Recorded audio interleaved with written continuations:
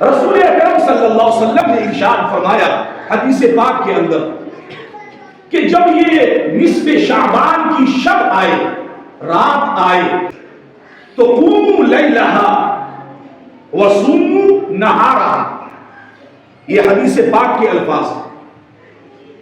جب یہ نصف شعبان کی شب آئے، رات آئے، جسے ہم شب برات کہتے ہیں، چھٹکارے کی رات، برات کی رات، خلاصی کی رات، نجات پانے کی رات، گرفت سے آزاد ہونے کی رات، کہ ہم جو گناہوں میں جگڑے ہوئے، اپنی خواہشات میں، آرزوؤں میں اکڑ گئے ہیں، تو ہمیں اس سے نکلنا کیسے، اس گرفت سے باہر کیسے آنا، اس پکڑ سے ہمیں نجات کیسے ملے؟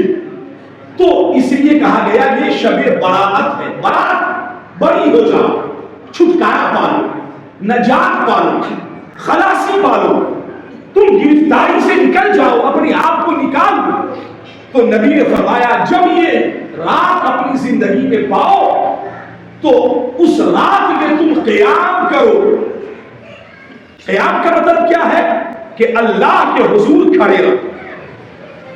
ہم اور آپ کیا کرتے ہیں آج کے دور میں، ہمارے بچے نوجوان، کہ ہم اور آپ راتوں میں گھومتے پھرتے، یہاں جاتے وہاں جاتے، تفریح ہے، ہوٹل بازی ہے، اور رات کے اکثر حصے ہم گپ شپ میں، ٹہلنے اور پھرنے میں گزار دیتے، اور تھوڑا سا وقت ہم اور آپ کہیں عبادت کر لیتے، قرآن کی تلاوت کر لیتے یا سجدہ کر لیتے، لیکن اکثر وقت ضائع ہو جاتا۔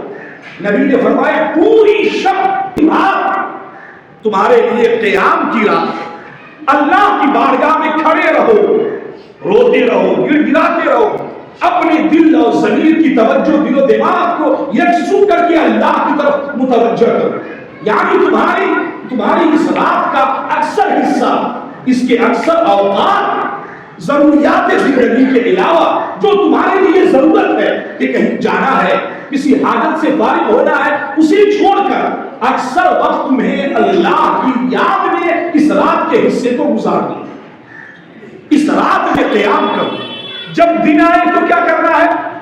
تو اس کے دن میں، اس رات کے ڈھلنے کے بعد جو دن آئے تو کوشش کرو کہ تم اس دن میں روزے کی حالت میں